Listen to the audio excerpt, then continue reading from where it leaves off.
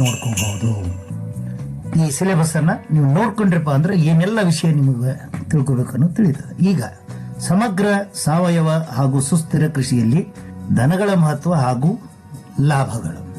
ಇಲ್ಲಿ ನೋಡ್ರಿಪ್ಪ, ಇಲ್ಲಿ ಹೆಂಗೈತೆ, ಸಮಗ್ರ ಕೃಷಿ ಅಂದ್ರೆ ಏನು, ಸಾವಯವ ಕೃಷಿ ಅಂದ್ರೆ ಏನು, ಸುಸ್ಥಿರ ಕೃಷಿ ಅಂದ್ರೆ ಏನು, ಇದು ಗೊತ್ತಾತಂದ್ರೆ ಇದರೊಳಗೆ ದನಗಳನ್ನು ಸಾಕಾಣಿಕೆ ಮಾಡೋದ್ರಿಂದ ಆಗೋ ಲಾಭ ಏನು ಅನ್ನೋದು ಗೊತ್ತಾಗತ್ತೆ. ಮತ್ತು ದನಗಳಿಲ್ಲದೆ ಹೋದ್ರೆ ಇವು ಎಷ್ಟು ತೊಂದರೆ ಆಗತ್ತೆ ಅನ್ನೋದು ಗೊತ್ತಾಗತ್ತೆ. ಈಗ ಸಮಗ್ರ ಅಂತಂದ್ರೆ ಏನು, ಸಮಗ್ರ ಕೃಷಿ.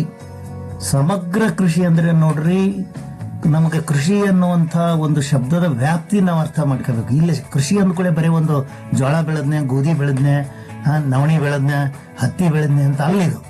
ಕೃಷಿ ಅನ್ನೋ ಶಬ್ದ ಬಹಳ ವಿಸ್ತಾರವಾದಂತಹ ಒಂದು ಅರ್ಥ ವೈಶಾಲ್ಯತೆಯನ್ನು ಪಡೆದದು. ಆ ವಿಶಾಲವಾದ ಅರ್ಥ ನಾವು ಅರ್ಥ ಮಾಡ್ಕೋಬೇಕಾಗುತ್ತೆ ಇಲ್ಲಿ ಮತ್ತೊಮ್ಮೆ.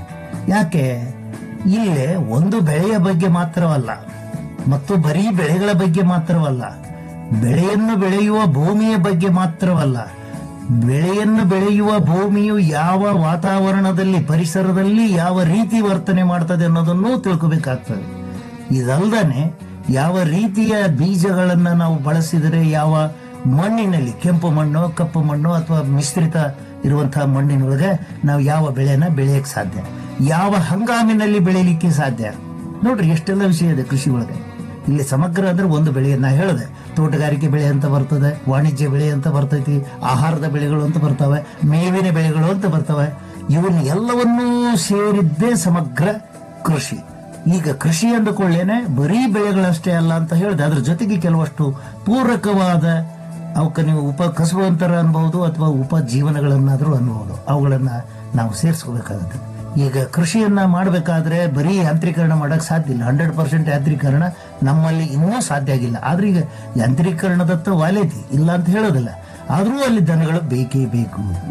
ನೀವು ಯಾವ್ದ ಮಾಡ್ರಿ, ಈಗ ಒಂದು ಮೆಣಸಿನ್ಕಾಯಿ ಬೆಳಿನಾರ ಬೆಳೀರಿ, ಮುಂದೆ ಹತ್ತಾಗ ಗಿಡ ಗಂಟೆಗಳನ್ನು ಬೆಳೆದು ಕೃಷಿ ಅರಣ್ಯ ಮಾಡಲ್ಕಾದ್ರೂ ಹೋಗ್ರಿ, ಇಲ್ಲ ಜೋಳ ಬೆಳೀರಿ, ಕಡ್ಲಿ ಬೆಳೀರಿ, ಹತ್ತಿ ಬೆಳೀರಿ, ಎಲ್ಲೇ ಬೆಳೆದ್ರು ಕೂಡ ಕೆಲವೊಂದು ನಿರ್ದಿಷ್ಟಪಡಿಸಿದಂತ ಅವಧಿಯೊಳಗೆ ಜಾನುವಾರುಗಳ ಮಹತ್ವ ಬಹಳ ಇದೆ. ಎತ್ತುಗಳಿಲ್ದನೆ ನಾವು ಕೆಲಸ ಮಾಡ್ತೀವಿ ಅನ್ನೋಕೆ ಆಗ್ಲಾರದಂತಹ ಕೆಲವೊಂದು ಕಪ್ಪು ಮಣ್ಣಿನ ಅಥವಾ ಕೆಂಪು ಮಣ್ಣಿನ ಪ್ರದೇಶದೊಳಗೆ ಬೇಸಾಯ ಕ್ರಮಗಳಿದಾವೆ. ಒಟ್ಟಾರೆ ಎಲ್ಲಾ ಬೆಳೆಗಳನ್ನ ಸೇರಿಸಿ, ಯಾಕೆ ಎಲ್ಲಾ ಬೆಳೆಗಳು ಅಂತ ಹೇಳ್ತೀವಿ ಅಂದ್ರೆ ಲಭ್ಯವಿರುವಂತಹ ನೀರು, ಅಲ್ಲಿರುವಂತಹ ವಾತಾವರಣ, ಅಲ್ಲಿರುವಂತಹ ಹವಾಮಾನ, ಇವೆಲ್ಲದರ ಮೇಲೆ ಭೂಮಿಯ ಗುಣಧರ್ಮ ಇವನ್ನು ಸೇರಿಸಿದ್ರೆ ಎಲ್ಲಾ ಕಡೆ ಎಲ್ಲಾ ಬೆಳೆಯನ್ನು ಎಲ್ಲಾ ರೀತಿ ಚೆಂದಾಗಿ ಬರುವುದಿಲ್ಲ. ಕೆಲವು ಕಡೆ ಕೆಲವು ಬಹಳ ಚೆಂದಾಗಿ ಬರ್ತವೆ, ಕೆಲವು ಸಾಧಾರಣವಾಗಿ ಬರ್ತವೆ. ಧಾರವಾಡ ನಿಮಗೆ ಗೊತ್ತಿದ್ದಂಗ ಹತ್ತಿ ಬೆಳೆಯಕ್ಕೆ ಬಹಳ ಪ್ರಸಿದ್ಧ ಆಯ್ತು. ಯಾಕಂದ್ರೆ ಇಲ್ಲಿ ಹೆಚ್ಚಿನ ಪ್ರಮಾಣದೊಳಗೆ ಇಲ್ಲಿ ಕಪ್ಪು ಮಣ್ಣಿನ ಭೂಮಿ ಐತಿ. ನಮ್ಮ ನವಲಗುಂದ, ನರಗುಂದ, ರೋಣ ಈ ಕಡೆ ಹೋದ್ರಪ್ಪ ಅಂದ್ರೆ ಬರೀ ಕಪ್ಪು ಬಂಗಾರ ಅಂತ ಕರೀತಾರೆ ಅದಕ್ಕೆ. ಆ ಕಪ್ಪು ಬಂಗಾರದೊಳಗೆ ಬಿಳಿ ಬಂಗಾರ ಬೆಳೆಯೋದು ಅಂದ್ರೆ ಹತ್ತಿ ಬೆಳೆಯೋದು ಅಂತ ಹೇಳಿ, ಹಿಂಗ ಒಂದೊಂದು ಮಣ್ಣಿನ ಗುಣಧರ್ಮವನ್ನು ಕೂಡ ನಾವು ಅಭ್ಯಾಸ ಮಾಡ್ತೀವಿ. ಈ ಸಮಗ್ರ ಕೃಷಿ ಒಳಗೆ ಮಾತ್ರ ಪ್ರತಿಯೊಂದು ಬೆಳೆಗಳ ಕಡೆ ನಾವು ಲಕ್ಷ್ಯ ಕೊಡ್ತೀವಿ. ಒಂದು ಬೆಳೆ ಕೈ ಕೊಟ್ರೆ ಇನ್ನೊಂದು ಬೆಳೆ ಏನಾದ್ರೂ ಬಂದಿರ್ಲಿ. ಒಂದು ಅಕ್ಕಡಿ ಕಾಳಿನ ಸಾಲ ಹಾಕ್ತಿವಿ ನಾವು, ಯಾವುದೋ ಒಂದು ಉದ್ದು, ಹೆಸರು, ಕಡ್ಲೆ ಈ ತರ ಏನೇನು ಹಾಕಿದಾಗ ಮಧ್ಯಂತರವಾಗಿ ಒಂದು ಏಕದಳ ಧಾನ್ಯಗಳ ಒಂದು ಮೇವಿನ ಬೆಳೆಗಳನ್ನು ಸೇರಿಸಿದ್ರೆ ಕೆಲವು ಸೀಸನ್ನೇ ಬರ್ತವೆ, ಕೆಲವು ಸೀಸನ್ನೇ ಬರೋದಿಲ್ಲ.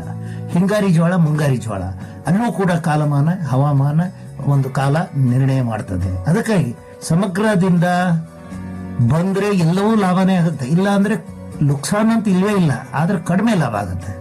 ಅಲ್ಲೂ ಕೂಡ ದನಗಳು ಯಾಕೆ ಬೇಕು ಅಂದ್ರೆ ದನಗಳ ಕೃಷಿ ಚಟುವಟಿಕೆಗೆ ಅದು ಬೇಕಾಗ್ತದೆ. ಹರ್ಗದಾಗ್ಲಿ, ಕುಂಟೆ ಹೊಡಿಯೋದಾಗ್ಲಿ, ರಂಟಿ ಹೊಡಿಯೋದಾಗ್ಲಿ ಇತ್ಯಾದಿ, ಬಿತ್ತ ಮುಂದಾಗ್ಲಿ, ಅಥವಾ ಅವುಗಳ ಜಾನುವಾರುಗಳ ಉಪ ಉತ್ಪನ್ನಗಳೇನು, ಸಗಣಿ ಗೊಬ್ಬರ ಅಂತ ಏನ್ ಹೇಳ್ತೀವಲ್ಲ, ಮೂತ್ರ ಅಂತ ಏನ್ ಹೇಳ್ತೀವಲ್ಲ, ಇವೆಲ್ಲ ಹೊಲಕ್ಕೆ ಒಳ್ಳೆ ರೀತಿಯ ಸಾವಯವ ಗೊಬ್ಬರ ಆಗ್ತದೆ. ಇದನ್ನ ನಾವು ನೆನಪಿಟ್ಕೋಬೇಕು. ಹಿಂಗಾಗಿ ದನಗಳಿರೋದ್ರಿಂದ ಅಥವಾ ದನಗಳನ್ನು ಸಾಕೋದ್ರಿಂದ ನಮ್ಮ ಸಮಗ್ರ ಕೃಷಿ ಯಶಸ್ವಿ ಆಗ್ಲಿಕ್ಕೆ ಸಾಧ್ಯ ಆಗ್ತದೆ, ಬೆಳೆಯನ್ನ ಹೆಚ್ಚಿನ ಪ್ರಮಾಣದೊಳಗೆ ಬೆಳೆಯಕ್ಕೆ ಸಾಧ್ಯ ಆಗ್ತದೆ. ಹಾಗನೇ ಸಾವಯವ ಕೃಷಿ ಒಳಗೆ ಇದರ ಮಹತ್ವ. ಸಾವಯವ ಕೃಷಿ ಅಂದ್ರೇನೆ ದನಗಳು. ನಾ ಹೇಳೋದು ಇನ್ನೇನು ಕೇಳಿ, ದನಗಳನ್ನ ಬಿಟ್ಟು ಸಾವಯವ ಕೃಷಿ ಮಾಡ್ತೀನಿ ಅನ್ನೋದನ್ನ ನಾವು ಕಲ್ಪನೆ ಮಾಡಿಕೊಳ್ಳಕ್ ಸಹಿತ ಸಾಧ್ಯ ಇಲ್ಲ. ಹೌದು, ಯಾಕಪ್ಪ ಅಂದ್ರೆ ದನಗಳ ಈ ಸಗಣಿ ಅಥವಾ ಗಂಜಲು ಅಥವಾ ಮೂತ್ರ ಅಂತ ಏನ್ ಹೇಳ್ತೀವಿ, ಇವೆಲ್ಲ ಆ ಜೈವಿಕ ಕ್ರಿಯೆಯಿಂದ ಅಂದ್ರೆ ಬಯೋಲಾಜಿಕಲ್ ಆಕ್ಟಿವಿಟಿ, ಅದು ಒಳ್ಳೆ ಉತ್ತಮ ಗೊಬ್ಬರವಾಗಿ, ಸಾವಯವ ಗೊಬ್ಬರವಾಗಿ ಪರಿಣಾಮ ಬೀರುತ್ತದೆ. ಸಾವಯವ ಗೊಬ್ಬರದಿಂದಲೇ ಮಾಡುವಂತಹ ಕೃಷಿಗೆ ಸಾವಯವ ಕೃಷಿ ಅಂತ ಹೇಳ್ತಾರೆ. ಅಲ್ಲಿ ಕ್ರಿಮಿನಾಶಕ ಕೀಟನಾಶಕಗಳನ್ನು ಕೂಡ ಅಲ್ಲಿ ರಾಸಾಯನಿಕಗಳನ್ನು ಬಳಸೋದಿಲ್ಲ, ವಿದೌಟ್ ಕೆಮಿಕಲ್ಸ್. ಸೊ ಎಲ್ಲಿ ಪರಿಪೂರ್ಣವಾಗಿ ಸಸ್ಯಜನ್ಯ ಅಥವಾ ಸಾವಯವ ಪದಾರ್ಥಗಳಿಂದ, ಅದು ಪ್ರಾಣಿಜನ್ಯನೂ ಇರ್ಬೋದು ಒಂದೊಂದು ಸಾರಿ, ಆದ್ರೆ ರಾಸಾಯನಿಕ ಮಾತ್ರ ಅಲ್ಲ. ಸಾವಯವದಿಂದ ಮನುಷ್ಯನ ಬಳಸುವಂತಹ ಆಹಾರವಾಗಿರಲಿ, ಪಶುಗಳಿಗೆ ಬಳಸುವಂತಹ ಕೊಡುವಂತಹ ಮೇವಾಗ್ಲಿ ವಿಷಮುಕ್ತ ಆಗಿರ್ತದೆ, ರಾಸಾಯನಿಕ ಮುಕ್ತ ಆಗಿರ್ತದೆ. ಯಾವುದೇ ರೀತಿಯ ಅಡ್ಡ ಪರಿಣಾಮಗಳು ಕಂಡು ಬರೋದಿಲ್ಲ. ಆ ಕೃಷಿ ಮಾಡಬೇಕಾದಾಗ್ಲೂ ಕೂಡ ದನಗಳ ಸಗಣಿಗೆ ಅಷ್ಟೇ ಮಹತ್ವ ಇದೆ. ಒಂದ್ ಕಡೆ ಯಾರೋ ಹೇಳೋದನ್ನ ನಾನು ಕೇಳಿಸ್ಕೊಂಡೇನಿ, ನಮ್ಮ ದೇಸಿ ಆಕಳುಗಳು ಹಾಲಿನಿಂದ ಬಹಳಷ್ಟು ಉತ್ಪನ್ನ ಸಾಧಿಸೋದು ಕಡಿಮೆ ನಾವು ಹೈನುಗಾರಿಕೆ ಮಾಡಕ್ ಹೋದ್ರೆ, ಅದ್ರ ಬದಲಿ ಆ ದೇಸಿ ಆಕಳಿನ ಒಂದು ಸಗಣಿ ಮತ್ತು ಆ ಮೂತ್ರದ ಬಗ್ಗೆ ಬಂದಾಗ್ಲಂತೂ ನಾನು ಹೇಳ್ತೀನಿ, ಬಹಳ ಧಾರ್ಮಿಕ ಭಾವನೆ ಅದರ ಜೊತೆಗೆ ಸೇರ್ಕೊಂಡದೆ. ಇಲ್ಲಿ ನಾನು ಅದು ಯಾವುದು ಸರಿ ಯಾವುದು ತಪ್ಪು ಅಥವಾ ಅದು ಎಷ್ಟರ ಮಟ್ಟಿಗೆ ಸರಿ ಅಥವಾ ಎಷ್ಟರ ಮಟ್ಟಿಗೆ ತಪ್ಪು ಅನ್ನೋದನ್ನ ಚರ್ಚೆ ಮಾಡಲಿಕ್ಕೆ ಹೋಗೋದಿಲ್ಲ. ಯಾಕಂದ್ರೆ ಅದು ವೈಜ್ಞಾನಿಕವಾಗಿ ಇನ್ನೂ ಎಲ್ಲ ಸಿದ್ಧಪಡಬೇಕಾಗಿದೆ. ಸಿದ್ಧಪಡುವವರೆಗೂ ನಾವು ಯಾವುದನ್ನು ಹೇಳಕ್ಕಾಗೋದಿಲ್ಲ. ಈಗ ಮೇಲ್ನೋಟಕ್ಕೆ ಕಂಡು ಬಂದಿರುವಂಗೆ ಅದು ಜನಪ್ರಿಯ ಆಗ್ತಾ ಇದೆ ಅನ್ನುವಂಥ ಮಾತು ಮಾತ್ರ ಖರೆ. ಹಂಗ ಸಾವಯವ ಕೃಷಿಗೆ ಸಾವಯವ ಗೊಬ್ಬರಗಳು ಬೇಕು, ಸಾವಯವ ಕ್ರಿಮಿನಾಶಕಗಳು ಬೇಕು, ಸಾವಯವ ಕೀಟನಾಶಕಗಳು ಬೇಕು. ಇವುಗಳಲ್ಲಿ ಬಹುಪಾಲನ್ನ ಗೋಮೂತ್ರವನ್ನ ಅಂತ ಏನ್ ಹೇಳ್ತೀವಲ್ಲ, ಆ ಮೂತ್ರವನ್ನ ಬಳಸಿಯೇ ನಾವು ಮಾಡ್ತೀವಿ, ಸಗಣಿ ಗೊಬ್ಬರವನ್ನೇ ಬಳಸ್ತೀವಿ. ಹಿಂಗಾಗಿ ಸಾವಯವ ಕೃಷಿ ಅನ್ನೋದು ಈ ದನಗಳ ಇರುವಿಕೆಯಿಂದ ಅಸ್ತಿತ್ವ ಪಡೆದದೆ. ದನಗಳು ಇರೋದ್ರಿಂದಲೇ ಅದಕ್ಕೆ ಮಹತ್ವ ಸಿಕ್ಕಿದೆ. ಇನ್ನೊಂದು ಸುಸ್ಥಿರ ಕೃಷಿ. ಸುಸ್ಥಿರ ಕೃಷಿ ಅಂದ್ರೆ ಸ್ಟೇಬಲ್. ಒಂಥರ ಹೆಂಗಪ್ಪ, ಒಂಥರ ನಮಗೆ ನೌಕರದಾರಿ ಪಗಾರ ಸಿಕ್ಕಂಗ. ನೌಕರದಾರ ದುಡಿಲಿ ದುಡ್ಡು ಪಡಲಿ, ಅದು ಮಾತು ಬೇರೆ. ಹಂಗೆ ಆಫ್ ಲೈನ್ ಹೇಳಿದೆ. ಇಲ್ಲೇ ಸುಸ್ಥಿರವಾಗಿ ಅಂದ್ರೆ ಸ್ಥಿರವಾಗಿ ನಮಗೆ ದಿನನಿತ್ಯ ಅಥವಾ ಪ್ರತಿ ತಿಂಗಳು ಅಥವಾ ಪ್ರತಿ ವರ್ಷ ಅಥವಾ ಹಂಗಾಮಿಗೆ ತಕ್ಕಂತೆ ನಿಗದಿಪಡಿಸಿದ ಅಂದ್ರೆ ಕಡಿಮೆ ಇಲ್ಲದಂತೆ ಆದಾಯ ಬರುವುದೇ ಸುಸ್ಥಿರ ಕೃಷಿ. ನಾವು ಬೆಳೆಯೋದು ನಿಲುಕಿದಂಗೆ ನಿರೀಕ್ಷೆಗೆ ಸಮೀಪ ಬರುವಂಗೆ ಬೆಳೆದ್ರೆ ಅದು ಸುಸ್ಥಿರ ಕೃಷಿ. ಅದು ನಮ್ಮ ಜೀವನವನ್ನು ಕೂಡ ಸುಸ್ಥಿರವಾಗಿಡ್ಲಿಕ್ಕೆ ಸಾಧ್ಯತೆ. ಯಾಕಂದ್ರೆ ಅದು ಆಶ್ವಾಸನೆ ಕೊಡುತ್ತದೆ. ಸುಸ್ಥಿರ ಕೃಷಿಯಿಂದ ಬೇಸಾಯ ಮಾಡುವವನಿಗೆ, ಕೃಷಿ ಮಾಡುವವನಿಗೆ ಒಂದು ರೀತಿಯ ಆಶಾಭಾವನೆ ಉಂಟಾಗುತ್ತೆ. ನನ್ನ ಕೈಯಾಗಿ ಇಷ್ಟು ಬೆಳೆ ಐತಿ, ಇಷ್ಟು ರೊಕ್ಕ ಸಿಗ್ತದೆ, ಇಷ್ಟು ನನಗೆ ಲಾಭ ಆಗ್ತದೆ, ಇಷ್ಟರಿಂದ ನಾನು ಇಂತಿಂತ ಕೆಲಸ ಮಾಡಬಹುದು.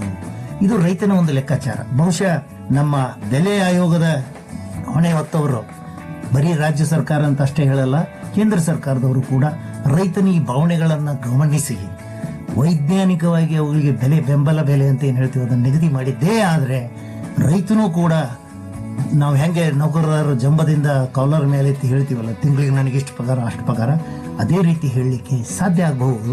ಆದ್ರೆ ಆ ಕಾಲ ಇನ್ನೂ ಬರಬೇಕಾಗೈತಿ ಅನ್ನುವಂಥ ವಿಷಯನ ನಿಮಗೆ ನಾನು ಎಚ್ಚರಿಕೆ ಮೂಲಕ ಹೇಳಕತ್ತೀನಿ. ಇನ್ನು ಇವು ಎಲ್ಲ ಮಾಡೋದಕ್ಕೂ ಮತ್ತು ದನಗಳನ್ನು ಸಾಕೋದಕ್ಕೂ ಏನು ಲಾಭ? ಪದೇ ಪದೇ ಈ ಕೃಷಿ ವಿಷಯ ಬಂದಾಗ್ಲೂ ಕೂಡ ನಾ ಹೇಳಿದೆ, ಜಾನುವಾರುಗಳಿಲ್ಲದೆ ಜನರಿಲ್ಲ, ಜನರಿಲ್ಲದೆ ಕೃಷಿ ಇಲ್ಲ, ಕೃಷಿಗೆ ಜಾನುವಾರುಗಳು ಬೇಕೇ ಬೇಕು.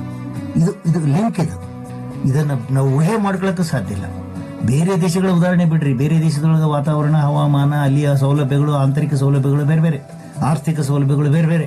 ನಾನು ನಿಮ್ಗೆ ಒಂದ್ಸರಿ ಮಾತಾಡ್ಬೇಕಾದ್ರೆ ಮೊದಲನೇ ಕ್ಲಾಸ್ನೊಳಗನೆ ಹೇಳಿದ್ದೆ, ಇಸ್ರೇಲ್ನಂತ 46-48 ಡಿಗ್ರಿ ಸೆಂಟಿಗ್ರೇಡ್ ಇರುವಂತಹ ಉಷ್ಣತಾಮಾನ ಇರುವಂತಹ ಕ್ಷೇತ್ರದೊಳಗೆ, ಪ್ರದೇಶದೊಳಗೆ ಹೈನುಗಾರಿಕೆ ಮಾಡ್ತಾರೆ. ಅಲ್ಲಿ ಹೈನುಗಾರಿಕೆ ಒಳಗೆ HF ಆಕಳುಗಳು 50 ಲೀಟರ್ ವರ್ಗನು 50 ಕಿಲೋಗ್ರಾಮ್ ಅಂತ ಏನ್ ಹೇಳ್ತೀವಲ್ಲ ಹಾಲು ಕೊಡ್ತವೆ. ನಮ್ಮಲ್ಲಿ ಅದೇ ಆಕಳ ತಗೊಂಬಂದಿಟ್ರೆ 8 ಲೀಟರ್ ಕೊಡೋಕ್ಕೂ ಒದ್ದಾಡಿ ಹೋಗ್ತವೆ. ಹಂಗಾರೆ ಅಂತ ಉಷ್ಣತಾಮಾನ ಇದ್ದಲ್ಲಿ ಆದ್ರೆ ಹೆಚ್ಚಿಗೆ ಹಾಲು ಹೆಂಗ್ ಬರ್ತೈತಿ? ಅಲ್ಲಿ ಅವರು ಸಾಕೋ ಪದ್ಧತಿ, ಅವರು ವಾತಾವರಣ ವ್ಯವಸ್ಥೆ, ಏರ್ ಕಂಡೀಷನ್ ಅಂತ ಏನ್ ಹೇಳ್ತೀವಲ್ಲ ಆ ವಾತಾವರಣ ವ್ಯವಸ್ಥೆ ಒಳಗೆ ಬೆಳೆಸ್ತಾರೆ. ಹಿಂಗಾಗಿ ಅವುಗಳ ಹಾಲಿನ ಉತ್ಪಾದನೆ ಅಥವಾ ಇಳುವರಿ ಹೆಚ್ಚುತ್ತಾ ಇದೆ ಹೊರತು ಕಡಿಮೆ ಆಗೋದಿಲ್ಲ. ಇಲ್ಲೇ ವ್ಯವಸ್ಥೆ ಮಾಡುವಂತ ಅಂದ್ರೆ ಸಾಕಾಣಿಕೆ ಮಾಡುವಂತ, ಮ್ಯಾನೇಜ್ ಮಾಡೋದು ಅಂತ ಏನ್ ಹೇಳ್ತೀವಲ್ಲ ಆ ನಿರ್ವಹಣೆ ಮಾಡುವಂತ ಪದ್ಧತಿ ಬಹಳ ಮುಖ್ಯ ಆಗ್ತೈತಿ. ಇಲ್ಲಿ ದನಗಳನ್ನ ನಾವು ಸಾಕಿದಾಗ ನಮ್ಮ ಕೃಷಿ, ಯಾವುದಾದ್ರೂ ಕೃಷಿ ಏನೇ ಇರಲಿ, ಅದರ ಬಗ್ಗೆ ಸಮಗ್ರ ಇರಲಿ, ಸಾವಯವ ಇರಲಿ ಅಥವಾ ಸುಸ್ಥಿರ ಇರಲಿ, ನಮಗೆ ಲಾಭ ಆಗುವಂಗೆ ನಾವು ನೋಡ್ಕೋಬೇಕಾಗುತ್ತೆ. ಅದರಿಂದ ಆಗುವಂತಹ ಲಾಭಗಳ ಬಗ್ಗೆನೇ ನಾವು ಇನ್ನು ಮುಂಬರುವ ಕ್ಲಾಸ್ನಲ್ಲೂ ಕೂಡ ಇನ್ನಷ್ಟು ಚರ್ಚೆ ಮಾಡ್ತಾ ಹೋಗ್ತೀವಿ. ನಾವು ಇನ್ನು ಹೈನು ದನಗಳ ಬಗ್ಗೆ ಬಂದಾಗ ನಿಮ್ಮ ಪ್ರಾಕ್ಟಿಕಲ್ ಕ್ಲಾಸ್ನಲ್ಲೂ ಕೂಡ ಅದನ್ನೇ ಅಭ್ಯಾಸ ಮಾಡ್ತಾರೆ. ಆದ್ರೆ ಅಲ್ಲೊಂದಿಷ್ಟು ಅಂಕಿ ಸಂಖ್ಯೆಗಳ ಮಾಹಿತಿ ಹಾಗೂ ಪದಜ್ಞಾನ ಅಂತ ಹೇಳ್ತಾರೆ. ಅಂಕಿ ಸಂಖ್ಯೆಗಳ ಮಹತ್ವ ಹಾಗೂ ಪದಜ್ಞಾನ. ಈಗ ನೋಡ್ರಿ, ನಿಮ್ಮ ಪ್ರಾಕ್ಟಿಕಲ್ ಇದ್ರೊಳಗೆ ನೋಟ್ಸ್ ಕೊಟ್ಟಾರೆ, ಬಹುಶಃ ನಿಮ್ಗಾಗ್ಲೇ ನಿಮ್ಮ ಕ್ಲಾಸ್ ಟೀಚರ್ಗಳು ಕೊಟ್ಟಿರಬಹುದು. ಸಮಗ್ರ ಕೃಷಿ ಪದ್ಧತಿಯು ಕೃಷಿ, ತೋಟಗಾರಿಕೆ, ಅರಣ್ಯ, ಪಶುಸಂಗೋಪನೆ ಅಂದ್ರೆ ಅದರ ಹೈನುಗಾರಿಕೆ, ಕುರಿ, ಆಡು, ಕೋಳಿ, ಮೀನು, ರೇಷ್ಮೆ, ಜೇನು ಇತ್ಯಾದಿ ಒಂದಕ್ಕೊಂದು ಪೂರಕವಾಗಿ ಅಭಿವೃದ್ಧಿಪಡಿಸಿ ನಿರ್ವಹಣೆ ಮಾಡುವಂತದ್ದಾಗಿದೆ. ಇದು ಸಮಗ್ರ ಕೃಷಿ ಪದ್ಧತಿ. ಇದರೊಳಗೆ ಉತ್ಪಾದನಾ ವ್ಯವಸ್ಥೆಯ ತ್ಯಾಜ್ಯಗಳನ್ನು ಒಂದರಿಂದ ಇನ್ನೊಂದರಲ್ಲಿ ತೊಡಗಿಸಿ ಮರುಬಳಕೆ ಮಾಡಿ ಕೃಷಿ ಪರಿಕರಗಳನ್ನು ಕ್ಷೇತ್ರದಲ್ಲಿ ಉತ್ಪಾದನೆ ಮಾಡಿ ಉಪಯೋಗಿಸುವಂತ ವ್ಯವಸ್ಥೆ ಇದೆ. ಹೇಳಿದ್ನಲ್ಲ, ಒಂದು ಬಿಟ್ಟು ಒಂದು. ಹಾಗೆಯೇ ಸಾವಯವದ ಬಗ್ಗೆ ಬಂದಾಗಲೂ ಕೂಡ ಸಮಗ್ರ ಬೆಳೆ ಉತ್ಪಾದನಾ ನಿರ್ವಹಣೆ ಪದ್ಧತಿ ಇದ್ದಂಗೆ ಇದು ಒಂದು. ಸ್ಥಳೀಯವಾಗಿ ಲಭ್ಯವಿರುವಂತಹ ನೈಸರ್ಗಿಕ ಸಂಪನ್ಮೂಲ ಬಳಸಿ ಮಣ್ಣಿನ ಫಲವತ್ತತೆಯನ್ನು ಕಾಪಾಡಿಕೊಂಡು ಬರೋದು. ಪರಿಸರ ಸ್ನೇಹಿ ಜೈವಿಕ ವಿಧಾನ ಅನ್ನೋದನ್ನು ಮರಿಬೇಡ್ರಿ ನೀವು. ಜೈವಿಕ ವಿಧಾನಗಳನ್ನು ಬಳಸಿ ಗುಣಮಟ್ಟದ ಆಹಾರ ಉತ್ಪಾದನೆ ಮಾಡುವಂತದ್ದು ಸುಸ್ಥಿರ ಬೇಸಾಯದ ಪದ್ಧತಿಯಾಗಿದೆ. ಹಿಂಗ ಮಣ್ಣಿಗೆ ಮಾತ್ರ ಯಾವುದೋ ರಾಸಾಯನಿಕಗಳನ್ನ ಬಳಸಬಾರ್ದು. ಏನೇ ಬಳಸಿದ್ರು ಅದು ಪರಿಸರ ಸ್ನೇಹಿ ಇರಬೇಕು. ಅವೇ ಸಾವಯವ ಗೊಬ್ಬರ, ಜೈವಿಕ ಗೊಬ್ಬರ, ಜೈವಿಕ ಕೀಟನಾಶಕ ಇವನ್ ಮಾತ್ರ ಬೆಳೆಸಬೇಕು. ನಿಮ್ಗೆ ಹೇಳ್ತಾ ಸಸ್ಟೈನೇಬಲ್ ಫಾರ್ಮಿಂಗ್ ಅಂದ್ರೆ ಸುಸ್ಥಿರ ಕೃಷಿ ಪದ್ಧತಿ ಬಗ್ಗೆ ನಾವು ಒಂದು ಮಾತು ಹೇಳ. ಕಡಿಮೆ ಖರ್ಚಿನೊಳಗೆ ವ್ಯವಸ್ಥಿತವಾದ ಸಮಗ್ರ ಹಾಗೂ ಸಾವಯವ ಕೃಷಿ ಪದ್ಧತಿಯನ್ನ ಮಾಡಿ ಹೆಚ್ಚಿನ ಲಾಭ ಗಳಿಸುವ ಪದ್ಧತಿಗೆ ಸುಸ್ಥಿರ ಕೃಷಿ ಪದ್ಧತಿ ಏನು. ನಿಮ್ಮ ಪ್ರಾಕ್ಟಿಕಲ್ ಅಂದ್ರೆ ಮ್ಯಾನ್ಯುವಲ್ ಅಂತ ಏನ್ ಹೇಳ್ತೀವಲ್ಲ, ಕೈಪಿಡಿ ಒಳಗೆ ಈ ಹೈನುಗಾರಿಕೆನ ಈ 3 ರೀತಿಯ ಕೃಷಿ ಒಳಗೆ ಬಳಸೋದ್ರಿಂದ ಆಗೋ ಲಾಭದ ಬಗ್ಗೆ ಕೆಲವೊಂದು ಸಾರಾಂಶ ಕೊಟ್ಟಾರೆ. ಒಂದು ನಿಮಿಷದಲ್ಲಿ ಅವ್ನು ನೋಡ್ಕೊಂಡ್ಬಿಡೋಣ. ಹೈನುದನ ಏನಾಗ್ತವೆ, ಮನುಷ್ಯರಿಗೆ ಸಮತೋಲನ ಹಾಗೂ ಸಂಪೂರ್ಣ ಆಹಾರವನ್ನು ಒದಗಿಸಿಕೊಡ್ತವೆ. ಮಾಂಸದ ಮುಖಾಂತರ ಸಹಿತ ಪೋಷಕಾಂಶಗಳು ದೊರಕ್ತವೆ. ಹಾಲಿನಿಂದ ಬರೀ ಹಾಲು ಅಷ್ಟೇ ಅಲ್ಲ, ಹಾಲಿನಿಂದ ಸಾಕಷ್ಟು ಉಪ ಉತ್ಪನ್ನಗಳು ಮೌಲ್ಯವರ್ಧನೆ ಮಾಡ್ಕೊಂತ ಹೋದ್ವಿ ಅಂದ್ರೆ ಉತ್ಪನ್ನಗಳನ್ನ ನಾವು ಪಡಿಬಹುದು. ಅದಕ್ಕಾಗಿ ಸಾಕಷ್ಟು ಉದ್ಯೋಗಾವಕಾಶಗಳನ್ನು ನಾವು ಸೃಷ್ಟಿ ಮಾಡ್ಕೋಬಹುದು. ಇನ್ನು ಎತ್ತುಗಳ ಬಗ್ಗೆ ಅಂತೂ ನಾವು ಚರ್ಚೆ ಮಾಡಿದ್ದೇವೆ. ಆದ್ರೆ ಒಂದು ಅಂಕಿ ಸಂಖ್ಯೆ ಕೊಟ್ಟಾರೆ, ಬಹಳ ಮಹತ್ವದ. ಭಾರತದಲ್ಲಿ ಎತ್ತುಗಳ ಶಕ್ತಿಯು 47,000 ಮೆಗಾವ್ಯಾಟ್ ವಿದ್ಯುತ್ ಶಕ್ತಿಗೆ ಸಮನಾಗಿದ್ದು ಅದು ರೈಲ್ವೆ ಸರಕು ಸಾಗಾಟಣೆಗಿಂತ ಹೆಚ್ಚಾಗಿದೆ. ನೋಡ್ರಿ, ಇಡೀ ಇಂಡಿಯಾದಾಗ ರೈಲ್ವೆ ಸಾಗಾಣಿಕೆ ಅನ್ನೋದು ವಿಶ್ವದಲ್ಲಿನೇ ಪ್ರಪ್ರಥಮ ದೊಡ್ಡ ವರ್ತುಲ, ದೊಡ್ಡ ಸರ್ಕಲ್ ಐತಿ ನಮ್ದು. ರೈಲ್ವೆ ಸರ್ಕಲ್ ಅಂದ್ರೆ ಇಡೀ ವಿಶ್ವದಲ್ಲಿನೇ ಪ್ರಥಮ longest rail in the world ಅದು ಇಂಡಿಯಾದಲ್ಲಿ. ಅದು ಎಷ್ಟು ದೂರ ಇದೆ, ಅದನ್ನ ಮೀರಿದಷ್ಟು ಶಕ್ತಿನ ನಾವು ನಮ್ಮ ಎತ್ತುಗಳಿಂದ ನಾವು ಪಡಿತಾ ಇದೀವಿ ಅಂದ್ರೆ ಆಶ್ಚರ್ಯ ಆಗೋದು. ಅದರ ದುರಂತ ಏನಂದ್ರೆ ಇತ್ತೀಚೆಗೆ ಈ ಅಂಕಿ ಸಂಖ್ಯೆಗಳು ಕಡಿಮೆ ಆಗ್ತಾ ಹೋಗ್ತವೆ. ಯಾಕಂದ್ರೆ ದನಗಳನ್ನು ಇಟ್ಕೊಳ್ಳೋ ಜನನೂ ಕಡಿಮೆ ಆಗತ್ತಾರೆ. ದನಗಳನ್ನು ಕೂಡ ಸರಿಯಾಗಿ ಸಾಕೋದ್ರ ಕಡೆ ಲಕ್ಷ್ಯ ಕೊಡ್ತಾ ಇಲ್ಲ ಅನ್ನೋದು ದುರಂತ. ಇದರ ಕೊಡುಗೆ 9,000 ಕೋಟಿಗಳಿದ್ದು 5,000 ಕೋಟಿಗಳಷ್ಟು ಪೆಟ್ರೋಲ್ ಆಮದು ಪ್ರತಿ ವರ್ಷ ಉಳಿಯುತ್ತದೆ. ಇದು ಲಾಭ ದನಗಳನ್ನು ಸಾಕೋದ್ರಿಂದ. ಅದು ಹೈನುಗಾರಿಕೆಯಿಂದ ಅಂತಾನೆ ಹೇಳ್ತಾರೆ ಅವರು. ದನ ಅಂದ್ರೆ ಹೆಚ್ಚು ಕಮ್ಮಿ ನೋಡ್ರಿ, ಆಕಳ ಅಂದ್ಮೇಲೆ ಎತ್ತು ಬಂದೇ ಬರ್ತದೆ. ಅದೇ ತರ ಇನ್ನ ದನಗಳು ಬೇಕಾಗುವಂತ ಈ ಸಾವಯವ ಗೊಬ್ಬರದ ಬಗ್ಗೆ ಮಾತಾಡಿದ್ವಿ. ಅದು ಸಾವಯವ ಗೊಬ್ಬರ ಭೂಮಿ ಫಲವತ್ತತೆ ಹೆಚ್ಚು ಮಾಡ್ತದೆ. ಯಾಕಪ್ಪ ಅಂದ್ರೆ ಸಗಣಿ ಒಳಗೆ ನಿಮ್ಗೊಂದು ಪಾಯಿಂಟ್ ಫ್ಯಾಕ್ಟರ್ ಮರಿಬಾರ್ದು ನೀವೆಲ್ಲೇ. ಆ ಒಂದು ಅಂಶ ಏನೈತಲ್ಲ, ಸೂಕ್ಷ್ಮಾಣು ಜೀವಿಗಳಂತ ಏನ್ ಹೇಳ್ತೀವಿ, ಇದು ಬಹಳ ಅವಶ್ಯ ಇದೆ. ಹಂಗನೆ ಎರೆಹುಳು ಗೊಬ್ಬರ ಸಹಿತ ನಾವು ಸಗಣಿ ಮತ್ತು ಸಸ್ಯಗಳಿಂದ ಪಡಿಬಹುದಾಗುತ್ತೆ. ಆಮೇಲೆ ಜೈವಿಕ ಅನಿಲನ ಕೂಡ, ಬಯೋಗ್ಯಾಸ್ ಅಂತ ಏನ್ ಹೇಳ್ತೀವಲ್ಲ, ಅದು ಜೈವಿಕ ಅನಿಲನ ಉತ್ಪಾದನೆ ಮಾಡಬಹುದು. ಅದರಿಂದ ನಾವು ಬೇಕಾದಷ್ಟು ಬೆಳಕು, ವಿದ್ಯುತ್ ಶಕ್ತಿ, ನಾನಾ ಕಾರಣಗಳಿಗೆ ಅದನ್ನು ಉಪಯೋಗ ಮಾಡ್ಕೋಬಹುದು. ಎರೆಹುಳದ ಗೊಬ್ಬರದ ಜೊತೆಗೆ ಮೀಥೇನ್ ಅನಿಲವನ್ನು ಕೂಡ ನಾವು ಉತ್ಪಾದಿಸಬಹುದು. ಇದನ್ನ ಬಳಸುವಂತದ್ದು ಅಡುಗೆ ಮನೆಯೊಳಗೂ ಸಹಿತ ನಾವು ಬಳಸ್ಕೊಳ್ಳಿಕ್ಕೆ ಸಾಧ್ಯ ಇದೆ. ಹಂಗ ಮೂತ್ರದ ಬಗ್ಗೆನೂ ಹೇಳದ್ನಲ್ಲ, ಬೇರೆ ಬೇರೆ ಪ್ರದೇಶದೊಳಗೆ ಇದು ಕೊಳೆಯುವುದನ್ನ ನಿಲ್ಲಿಸ್ತದೆ, ಬೆಳೆಗಳು ಕೊಳೆಯುವುದನ್ನ. ಬೆಳೆವರ್ಧಕ, ರೋಗ, ಕೀಟ ಹಾಗೂ ತಳಿನಾಶಕಗಳನ್ನ ದನಗಳ ಮೂತ್ರ ಬಳಸಿ ತಯಾರಿಸಲಾಗುತ್ತದೆ. ಇದೇ ವ್ಯತ್ಯಾಸ. ದನಗಳ ಮೂತ್ರ ಬರೀ ಧಾರ್ಮಿಕ ಕಾರಣಗಳಿಗಾಗಿ ನಾವು ಪವಿತ್ರ ಆಕಳ ಮೂತ್ರ ಅಂತ ಹೇಳೋದಕ್ಕಿಂತ ಅವುಗಳನ್ನ ವ್ಯವಸಾಯದೊಳಗೆ, ಕೃಷಿಯೊಳಗೆ ಯಾವ ರೀತಿ ಬಳಸ್ಕೋಬಹುದು ಎಲ್ಲ ಈಗೇನು ಪ್ಯಾರಲಲ್ ಆಗಿ ಅಂತ ಹೇಳ್ತೀವಲ್ಲ, ಸಮಾನಾಂತರವಾಗಿ ಕೀಟನಾಶಕ, ಕ್ರಿಮಿನಾಶಕ, ಪೀಡೆನಾಶಕ ಇತ್ಯಾದಿಗಳಲ್ಲೂ ಕೂಡ ಸಾವಯವ ದೃಷ್ಟಿಯಿಂದ ನಾವು ಮೂತ್ರವನ್ನ ಬಳಸಬಹುದು. ಹಂಗ ದನ ಸತ್ತು ಹೋಗವೆ, ಸಾಯ್ತಾರೆ. ಜೀವ ಹುಟ್ಟಿದ ಮೇಲೆ ಎಲ್ಲರೂ ಸಾಯಬೇಕು, ನಾನು ಸಾಯ್ತೀನಿ, ನೀವು ಸಾಯ್ತೀನಿ. ಅದು ಟೈಮ್ ಬಂದಾಗ ಸಾಯ್ತಾರೆ. ಸತ್ತ ಮೇಲೆ ದನಗಳನ್ನ ಸುಲಿದು ಚರ್ಮ ತೆಗೆದು ಕೆಲವರು ಉಪಯೋಗ ಮಾಡ್ಕೊಂತಾರೆ, ಉಪಕರಣ ಮಾಡ್ತಾರೆ. ಅದು ಒಕ್ಕಲ್ತನಕ್ಕೆ ಬೇಕಾಗುವಂತದ್ದು. ಇಲ್ಲ ಹೋದ್ರೆ ಹುಗಿಬಹುದು.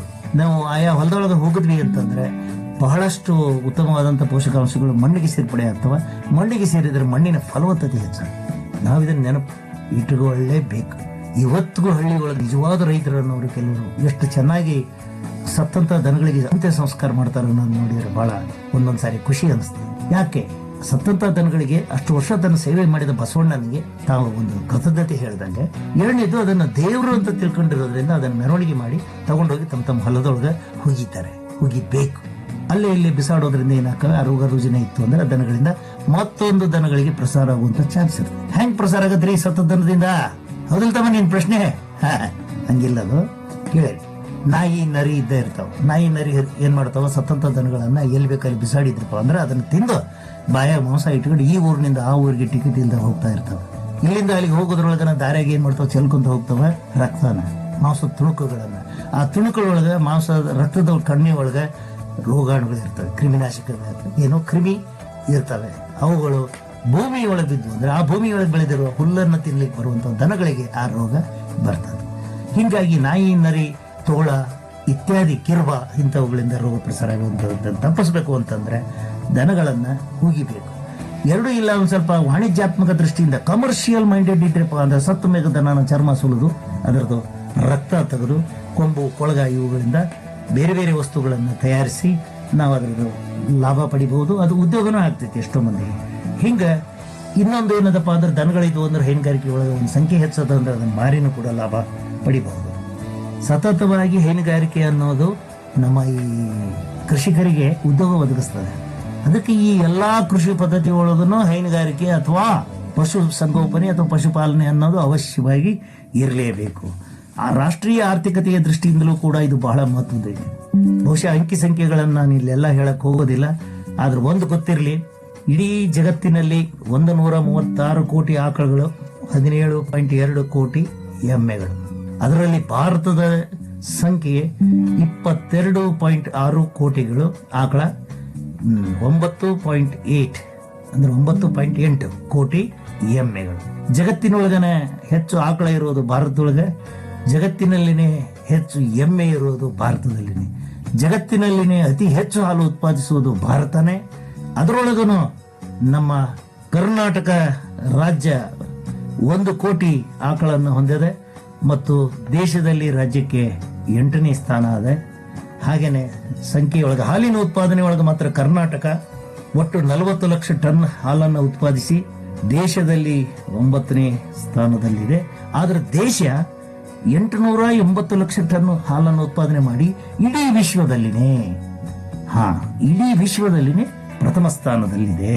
ಹಂಗೆ ಶರೀರ ಗುಣಗಳ ಬಗ್ಗೆ ಒಂದಿಷ್ಟು ಹೇಳ್ತಾರೆ, ಆಕಳು ಮತ್ತು ಎಮ್ಮೆ ಎತ್ತು. ನೋಡ್ರಿ, ಈಗ ಬಹಳ ಮಂದಿ ಕೇಳ್ತಿರ್ತಾರ, ಅಲ್ರಿ ಮನುಷ್ಯರು 100 ವರ್ಷ ಬದುಕ್ಬೇಕಂತ ಇದಾರ. ಅಲ್ಲ, ಬದುಕಿದ್ರು ಚಲೋ, ನಾ ಏನ್ ಬೇಡ ಅನ್ನೋದಿಲ್ಲ. ಆದ್ರೆ ಪ್ರಶ್ನೆ ಬರೋದಿಷ್ಟ, ಅವ್ರವ್ರ ಆಯುಷ್ಯ ಅವ್ರವ್ರ ವಯಸ್ಸು ಅನ್ನೋದನ್ನ ವ್ಯಕ್ತಿ ನೋಡಿ ಅಳಿಯಕ್ಕಾಗೋದಿಲ್ಲ, ಅವರೇಜ್ ಹೇಳ್ಬೇಕಾಗತ್ತೆ, ಸರಾಸರಿ.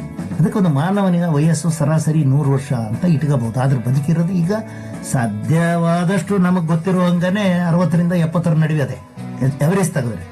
ಹಂಗೆ ಇಲ್ಲಿ ದನಗಳ ವಿಷಯಕ್ಕೆ ಬಂದಾಗ ಕೂಡ ಆಕಳು ಮತ್ತು ಎತ್ತು 20ರಿಂದ 25 ವರ್ಷ ಬದುಕುತ್ತವಂತಾರೆ. ಆದ್ರೆ ನಾನೇ ಸ್ವತಃ ಕಣ್ಣಿಲ್ಲಿ ನೋಡಿನಿ, ಕೆಲವೊಂದು 27-28 ವರ್ಷ ಬದುಕಿದಂತ ಉದಾಹರಣೆ ಅದ. ಹಂಗೇನೆ ಹೃದಯದ ಬಡಿತ, ಉಸಿರಾಟದ ಪ್ರಮಾಣ, ನಾಡಿ ಬಡಿತದ ಬಗ್ಗೆನೂ ಕೆಲವರು ತಲೆ ಕೆಡಿಸ್ಕೊಂತಾರೆ.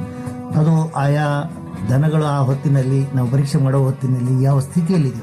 ಓಡಿಸ್ಕೊಂಡ್ಬಂದ್ ದನ ನಾವು ನಾಡಿ ಬಡಿತ ನೋಡಿದ್ರೆ ಮತ್ತೆ ಅದು ಹೆಚ್ಚಿಗೆ ಕೇಳಿಸೋದ್ರಪ್ಪ. 45 ಇರೋದ್ರ ಬದಲಿ 70-80 ತೋರಿಸ್ಬೋದು. ಅದ್ರ ಮನುಷ್ಯಂದೇ ಸಾಮಾನ್ಯವಾಗಿ 70-70. ನಿಮ್ಗೆ ಇನ್ನೊಂದು ಪ್ರಪ್ರಥಮವಾಗಿ ನಾನು ಇನ್ನೊಂದು ಎಚ್ಚರಿಕೆ ಮೂಲಕ ನಿಮಗೆ ಹೇಳಕ್ ಇಷ್ಟಪಡ್ತೀನಿ. ಪುಸ್ತಕದಲ್ಲಿರುವ ಅಂಕಿ ಅಂಶಗಳು ಆವರೇಜ್ ಅಂದ್ರೆ ಸರಾಸರಿ ಅವಧಿಯನ್ನ ಹೇಳ್ತವೆ, ಸರಾಸರಿ ಸಂಖ್ಯೆಯನ್ನ ಹೇಳ್ತವೆ. ಪ್ರತಿಯೊಂದು ವ್ಯಕ್ತಿದಲ್ಲ, ಅದು ಪ್ರತಿಯೊಂದು ದನದ್ದಲ್ಲ. ಈಗ ನಂದು ಹಾರ್ಟ್ ಬೀಟು 72 ಇರಬೇಕು ಅಂತ ಪುಸ್ತಕ ಹೇಳ್ತೈತಿ, ನಂದು ಇರ್ಬೇಕು ಅಂತ ಪುಸ್ತಕ ಹೇಳ್ತೈತಿ. ಆದ್ರೆ ಪುಸ್ತಕದಾಗ ಹೇಳಿದವರು ನಂದು ನೋಡೇ ಇಲ್ಲ ಅವರು. ಹಂಗಾರೆ ಅದ್ ಹೆಂಗ್ ಗೊತ್ತಾಗ್ತ ಅವ್ರಿಗೆ ಅಂತ ನೀವು ಕೇಳಬಹುದು. ಅಲ್ಲಿ ಏನ್ ಮಾಡಿರ್ತಾರೆ, ಸಾವಿರಾರು 10,000 ಲಕ್ಷಗಟ್ಟಲೆ ಜನರ ಹಾರ್ಟ್ ಬೀಟ್ಗಳು ಅಂದ್ರೆ ಹೃದಯ ಬಡಿತವನ್ನ ತಗೊಂಡು ಆವರೇಜ್ ತೆಗಿತಾರೆ 72. ಹಂಗನೆ BP ಬಗ್ಗೆ ಏನ್ರಿ ಬಹಳ ಮಂದಿ ಗಾಬರಿ ಆಗಿಬಿಡ್ತಾರೆ. BP ಅಂದ್ಕೊಳ್ಳೆ BP ಐತೇನ್ರಿ ನಿಮ್ಗಂತ. ಅಲ್ಲ ಹುಡುಗರೆ, BP ಅಂದ್ರೆ ಏನ್ ಲಾಂಗ್ ಫಾರ್ಮ್ ಬ್ಲಡ್ ಪ್ರೆಷರ್. ಬ್ಲಡ್ಗೆ ಪ್ರೆಷರ್ ಅನ್ನೋದು ಇಲ್ಲ ಹೋದ್ರೆ ಮನುಷ್ಯ ಬದುಕಕ್ ಸಾಧ್ಯನೇ ಇಲ್ಲ, ಸತ್ತ ಹೋಗ್ತಾನ. ಆಡು ಭಾಷೆ ಒಳಗೆ ಏನಾಗ್ಬಿಟ್ಟೈತಿ ಅಂದ್ರೆ BP ಹೆಚ್ಚಿಗೆ ಇದ್ರೆ BP ಐತೇನೋ ಅಂತ ಕೇಳ್ತಾರ. ಸಕ್ರೆ ಐತ್ರಿ ಅವ್ರಿಗೆ ಅಂತ. ಸಕ್ರೆ ಇಲ್ಲದ ಮನುಷ್ಯರು ಯಾರ್ರಿ? ಸಕ್ರೆ ಇಲ್ಲಿಕ್ರೆ ಮನುಷ್ಯನ ಆಗಕ್ಕೆ ಸಾಧ್ಯನೇ ಇಲ್ಲ. ಬೇಕೇ ಬೇಕದು. ನಮಗೆ ಶಕ್ತಿ ಕೊಡೋದೇ ಗ್ಲೂಕೋಸ್ ಅಥವಾ ಗ್ಲೈಕೋಜನ್ ಅಂತೀವಲ್ಲ. ಆದ್ರೆ ಅವು ಲಿಮಿಟ್ನಾಗ ಇರಬೇಕು. ಹಂಗನ್ನ ಇಲ್ಲಿ BP ಬಗ್ಗೆ ಬಂದಾಗ್ಲೂ ಕೂಡ ಅಥವಾ ಹೃದಯದ ಬಡಿತದ ಬಗ್ಗೆ ಬಂದಾಗ್ಲೂ ಕೂಡ ಅವು ಬೇಕು, ಆದ್ರೆ ಹೆಚ್ಚಿಗೆ ಆಗಬಾರ್ದು. ಇಲ್ಲಿ BP ಹೆಚ್ಚಾಗೋದು ಕಡಿಮೆ ಆಗೋದು ಅಂತ ಅಲ್ಲ, BP ಇದ್ದೇ ಇರ್ತೈತಿ. ಆದ್ರೆ ಅದು ಹೆಚ್ಚೈತು ಅದು ಕಡಿಮೆ ಐತೆ ಅನ್ನೋದಷ್ಟೇ ಇಲ್ಲೇ. ಅದಕ್ಕೆ ಇಲ್ಲೇ ಬಹುಶಃ ನಮ್ಮ ದನಗಳಲ್ಲಿ ಅಷ್ಟೊಂದು ನಾವು ಮನುಷ್ಯರಿಗೆ ಕೊಡುವಷ್ಟು ಅತೀವ ಕಾಳಜಿನ ನಾವು ಮಾಡ್ಲಿಕ್ಕಿಲ್ಲ. ಇನ್ನು ಪದಜ್ಞಾನದೊಳಗೆ ಕೆಲವೊಂದು ಶಬ್ದ ಅವ್ರು ಹೇಳ್ಬಿಟ್ರು. ಕರ ಅಂದ್ರೆ ಯಾವುದು? ಬಹುಶಃ ಇದನ್ನ ನಾನು ಕಳೆದ ಕ್ಲಾಸ್ನೊಳಗೂ ಒಂದ್ ಕಡೆ ಹೇಳಿದ್ದೆ. ಹುಟ್ಟಿದಾಗಿನಿಂದ 1 ವರ್ಷದ ತನ ಅವ್ರು ಕರ ಅಂತ ಹೇಳ್ತಾರೆ. ಆದ್ರೆ ಸಾಮಾನ್ಯವಾಗಿ ನಮ್ಮ ವೈದ್ಯಕೀಯ ಭಾಷೆಗಳು, ಪಶುವೈದ್ಯಕೀಯ ಭಾಷೆ, ವೆಟರ್ನರಿ ಟರ್ಮ್ಸ್, 4 ತಿಂಗಳ ಕೆಳಗಿನ ಎಲ್ಲವನ್ನ ಕರು ಅಂದ್ರೆ 4 ತಿಂಗಳ ಮುಟ್ಟಿದ ಮೇಲೆ ಅದನ್ನ ನಾವು ದೊಡ್ಡದಂತಾನೆ ಯಾಕೆ ಮಾಡ್ತೀವಿ ಅಂದ್ರೆ, ಈಗ ಲಸಿಕೆ ಹಾಕ್ಬೇಕಾದ್ರೆ, ವ್ಯಾಕ್ಸಿನ್ ಹಾಕ್ಸ್ಬೇಕಾದ್ರೆ, ಆಮೇಲೆ ಡೋಸ್ ಫಿಕ್ಸೇಷನ್ ಟೈಮ್ನೊಳಗೆ ಅಂದ್ರೆ ಔಷಧಿ ಕೊಡಬೇಕಾದ್ರೆ, ಹಾಗೇನೆ ಮಣಕ. ಈಗ ಒಂದು ಹೆಣ್ಣು ಆಕಳು ಅಥವಾ ಎಮ್ಮೆ ಕರು ಅಂತಾನೆ ಅನ್ಬೇಕು, ಹುಟ್ಟಿದಾಗಿನಿಂದ ಅದು ಒಟ್ಟ ಕರ ಹಾಕಿದ್ದಿಲ್ಲ, ಮೊದಲನೇ ಸರಿ ಗರ್ಭಸ್ಥ ಆತು ಅಂದ್ರೆ ಅದು ಮಣಕ ಗರ್ಭ ಧರಿಸಿದೆ ಅಂತ ಹೇಳ್ತೀವಿ ನಾವು. ಕರುಣೆ ಹಾಕಲಿಲ್ಲ ಅಂದ್ರೆ ಮಣಕ ಗರ್ಭ ಧರಿಸೇ ಇಲ್ಲ ಅಂತ ಹೇಳ್ತೀವಿ. ಹಂಗೇನೆ ಆಕಳು ಎಮ್ಮೆ ಕೊಡೋದಾತು, ಅದನ್ನೇ ಪುಲ್ಲಿಂಗ ವಾಚನ, ಸ್ತ್ರೀಲಿಂಗ ವಾಚನದೊಳಗೆ ಆಕಳ ಎಮ್ಮೆನ ಅನ್ಬೇಕಾದ್ರೆ ಪುಲ್ಲಿಂಗದೊಳಗೆ ಹೋರಿ ಮತ್ತು ಕೋಣ ಅಂತ ಕರಿತೀವಿ. ಎತ್ತಂತ ಎದಕ್ಕಂತಾರೆ ಬಹುಶಃ ನಾವು ಒಂದು ಕ್ಲಾಸ್ನಾಗ ಚರ್ಚೆ ಮಾಡಿದ್ದೇವೆ. ನಮ್ಮ ಇನ್ನೊಂದು ಕೋರ್ಸ್ AC 201 ಆ್ಯಪ್ನ ನೀವು ತೆಗೆದು ನೋಡಿದ್ರೆ ಗೊತ್ತಾಗ್ತದೆ. ಹೋರಿ ಯಾವ್ದು ಕತ್ತಾರ್ರಿ, ಎತ್ತು ಯಾವ್ದು ಕತ್ತಾರ್ರಿ ಅಂತ. ಎತ್ತು ಅಂದ್ರೆ ಕಸಿ ಮಾಡಿದಂತ ಅಂದ್ರೆ ಕ್ಯಾಸ್ಟ್ರೇಷನ್, ಬೀಜ ಹೊಡೆದಂತ ಹೋರಿಗೆ ಎತ್ತು ಅಂತ. ಎತ್ತು ಸಾಧು ಇರ್ತತಿ, ಒಕ್ಕಲ್ತನಕ್ಕೆ ಉಪಯೋಗ ಆಗುತ್ತೆ. ಹೋರಿ ಅನ್ನೋದು ಹೊಂಬ ಗೂಳಿ ಅಂತ ಹೇಳ್ತೀವಲ್ಲ, ಗೂಳಿ ಅದು ಯಾರಿಗೂ ಕಂಟ್ರೋಲ್ ಆಗಕ್ಕೆ ಸಾಧ್ಯ ಇಲ್ಲ. ಅದನ್ನ ಹಿಡ್ಕೊಂಡು ಒಕ್ಕಲ್ತನ ಮಾಡಕ್ ಆಗೋದೇ ಇಲ್ಲ. ಅದಕ್ಕೆ ಅದನ್ನ ಸಾಧು ಮಾಡಬೇಕು ಅಂದ್ರೆ ಅದರ ಕ್ಯಾಸ್ಟ್ರೇಷನ್ ಮಾಡಬೇಕು. ಗಿಣ್ಣದ ಹಾಲಿನ ಬಗ್ಗೆ ಬಹುಶಃ ನಿಮಗೆಲ್ಲ ಗೊತ್ತಿದೆ. ಎಲ್ಲ ಸ್ತನಿಗಳಲ್ಲಿ, ಸ್ತನಿ ಅಂದ್ರೆ ಮ್ಯಾಮಲ್ಸ್, ಸ್ತನಿಗಳಲ್ಲಿ ಕರು ಹಾಕಿದ ನಂತರ ಅಥವಾ ಕೂಸು ಹಾಕಿದ ನಂತರ, ಸೂಚಿಸಿದ ನಂತರ ಮೊದಲ ಸರ ಬರುವ ಮೊದಲ 3-4 ದಿನಗಳ ಹಾಲನ್ನ ಗಿಣ್ಣದ ಹಾಲನ್ನು ಅಂತ ಕರೀತಾರೆ. ಇದು ಕರುವಿನ ಪಾಲಿಗೆ ಅಮೃತ ಸಂಜೀವಿನಿ ಇದ್ದಂಗ, ಅಮೃತ ಬುತ್ತಿ ಇದ್ದಂಗ, ಆ ನಿಸರ್ಗ ಸೃಷ್ಟಿ ಕಟ್ಟಿಕೊಡುವಂತ ಅದ್ಭುತವಾದಂತ ಆಹಾರದ ಒಂದು ಪೆಟ್ಟಿಗೆ ಅಥವಾ ಕೊಡುಗೆ ಅಂತ ಹೇಳಿ ಹೇಳಕ್ಕಡ್ಡಿಲ್ಲ. ಯಾಕಂದ್ರೆ ಇದರ ರೋಗ ನಿರೋಧಕ ಶಕ್ತಿನೂ ಇರೋದ್ರಿಂದ. ಇನ್ನು ಹಾಲಂದ್ರೆ ಏನ್ರಿ, ಹಾಲಂದ್ರೆ ಏನ್ರಿ ಅಂತ ಹೇಳೋದಕ್ಕಿಂತ ಅದೇನೋ ಅಂತಾರಲ್ಲ, ಹಾಲಿನ ಬಗ್ಗೆ ಬಹುಶಃ ಎಲ್ಲರೂ ದಿನ ನೋಡ್ತೀವಿ, ದಿನ ಕುಡಿತೀವಿ, ದಿನ ಮಾತಾಡ್ತೀವಿ. ಹಾಗಾದ್ರೆ ಹಾಲಂದ್ರೆ ಏನ್ರಿ? ಕರು ಹಾಕಿದ ನಂತರ ಸ್ತನಿಗಳಲ್ಲಿ ಅಂದ್ರೆ ಎಸ್ಪೆಷಲಿ ದನಗಳಲ್ಲಿ ಕರುವಿನ ಪೋಷಣೆಗಾಗಿ ಉತ್ಪತ್ತಿಯಾಗುವ ಕೆಚ್ಚಲಿನಲ್ಲಿ ಸ್ರವಿಸಲ್ಪಡುವ ಅಥವಾ ಸವಿತವಾಗುವ ದ್ರವವೇ ಹಾಲು. ಯಾವುದು ಪೋಷಕಾಂಶದಲ್ಲಿ ಹೆಚ್ಚು ಶಕ್ತಿಭರಿತವಾಗಿರ್ತದೋ, ಸಸಾರಜನಕ, ನೀರು, ಸಕ್ಕರೆ, ಕೊಬ್ಬು, ಜೀವಸತ್ವ, ಲವಣ ಇತ್ಯಾದಿಗಳನ್ನು. ಹಿಂಗ ನಾವು ಸಾಕಷ್ಟು ಇನ್ನೂ ತಳಿಗಳ ಬಗ್ಗೆ, ಇವುಗಳ ಬಗ್ಗೆ ನಾವು ಅಧ್ಯಯನ ಮಾಡಬಹುದು. ಪದಜ್ಞಾನ ಮಾಡ್ತಾ ಮಾಡ್ತಾ ಹೋದಂಗೆ ಆಯಾ ಅಧ್ಯಯನಗಳು ಬಂದಾಗ ನಾನು ಬಿಡಿಸಿ ಹೇಳ್ತೀನಿ. ಮುಂದಿನ ಕ್ಲಾಸಿನೊಳಗೆ ನಿಮ್ಮ ಪ್ರಾಕ್ಟಿಕಲ್ ಕ್ಲಾಸು ದೇಹದ ಭಾಗಗಳ ಬಗ್ಗೆ ಐತಿ. ಅದರಂಗ ಈ ತಳಿಗಳ ಬಗ್ಗೆ ನಾ ಹೇಳಿದ್ನಲ್ಲ, ಭಾರತೀಯ ಹಸು ಹಾಗೂ ಎಮ್ಮೆ ತಳಿಗಳ ಬಗ್ಗೆ, ವಿದೇಶಿ ತಳಿಗಳ ಅಧ್ಯಯನದ ಬಗ್ಗೆ, ಮಿಶ್ರ ತಳಿ ಹಾಗೂ ತಳಿ ಅಭಿವೃದ್ಧಿ ಬೇಕು. ಇದು ಬಹಳ ಮುಖ್ಯ. ಯಾಕಂದ್ರೆ ಹೈನುಗಾರಿಕೆ ಮಾಡುವವ ನಾನು ಹತ್ರ 500 ಕಿಲೋಮೀಟರ್ ಡಿಸ್ಟೆನ್ಸ್ ನಾನು ಮುಟ್ಟಬೇಕಾಗೈತಿ ಇವತ್ತು ಮುಂಜಾನಿಂದ ಸಂಜೆ ಅನ್ನೋದ್ರೆ. ಯಾವ ಸ್ಪೀಡ್ನಾಗ ಹೋದ್ರೆ ನಾ ಅಲ್ಲಿ ಮುಟ್ಟಬಹುದು, ಇಲ್ಲಿ ಬೆಂಗಳೂರು ಅಂತ ಇಟ್ಕೊಂಡ್ರೆ ಹಂಗೆ ಅಂದಾಜು ಯಾವ ಸ್ಪೀಡ್ನಾಗ ಹೋಗ್ಬೇಕು, ಸರಿ ಅದಕ್ಕೆ ಯಾವ ಗಾಡಿ ಒಯ್ಬೇಕು. ಸೈಕಲ್ ತಗೊಂಡು ನಾ ಹೊಕ್ಕಿನಿ ಅಂದ್ರೆ ನಕ್ ಬಿಡ್ತೀರಿಪ್ಪ, ಹೌದಲ್ಲ? ನಗ್ತೀರಿ ನೀವು ಸೈಕಲ್ ಮ್ಯಾಗ ಹೋಗ್ತೀನಿ ಅಂದ್ರೆ. ಅದನ್ನ ನಾನು ದೊಡ್ಡ ಚಲೋ ಕಾರ್ ಅಥವಾ ಚಲೋ ಜೆಟ್, ಚಲೋ ಏನಂತಾರ ಅದಕ್ಕೆ ವಿಮಾನ ಅಂದ್ರೆ ಎಸ್ ಅನ್ಬಹುದು. ಹಂಗ ನಮ್ಮ ತಳಿನ ಚಲೋ ಇಲ್ಲ ಅಂದ್ರೆ ಹಾಲು ನಾನು ಹಂಗೆ ದೊಡ್ಡ ಹೈನುಗಾರಿಕೆ ಮಾಡ್ತೀನಿ, ಲಾಭ ತಗೊಂತೀನಿ ಅಂದ್ರೆ ಹೆಂಗ್ ಸಾಧ್ಯ? ಅದಕ್ಕೆ ಇಲ್ಲೇ ತಳಿಗಳನ್ನ ಅಧ್ಯಯನ ಮಾಡೋದು ಬಹಳ ಮುಖ್ಯದ. ಖರೀದಿ ಮಾಡುವ ಹೊತ್ತಿನೊಳಗೆ ಇದರ ಕಡೆ ನಾವು ಲಕ್ಷ್ಯ ಕೊಡಬೇಕು, ತಜ್ಞರ ಸಲಹೆಯನ್ನ ನಾವು ಪಡಿಬೇಕು. ಬಹುಶಃ ಈಗ ವೇಳೆ ಆಗ್ತಾ ಬಂತು. DAC 101 ಕೋರ್ಸಿನ ವಿವರಣೆಯನ್ನ ಮತ್ತೆ ನಾವು ಮುಂದುವರ್ಸೋಣ ಹೊಡ್ರೆ. ಅಲ್ಲಿವರೆಗೂ ಹೇಳಿದ್ನಲ್ಲ, ಯಾರಿಗೆ ಬಹುಶಃ ಈ ಕ್ಲಾಸನ್ನ ಕೇಳಕ್ಕಾಗಿರೋದಿಲ್ಲ ಅವರಿಗೆ ನೀವು ರೆಕಮೆಂಡ್ ಮಾಡಬಹುದು. DASC 101 ಗೂಗಲ್ ಪ್ಲೇ ಸ್ಟೋರ್ನೊಳಗೆ ಡೌನ್ಲೋಡ್ ಮಾಡ್ಕೊಳ್ಳಿ, ನೋಡ್ಕೊಳ್ಳಿ. ಒಳ್ಳೆಯದಾಗಿ ಮತ್ತೆ ಮುಂದಿನ ಕ್ಲಾಸ್ನೊಳಗೆ ಸಿಗೋಣ.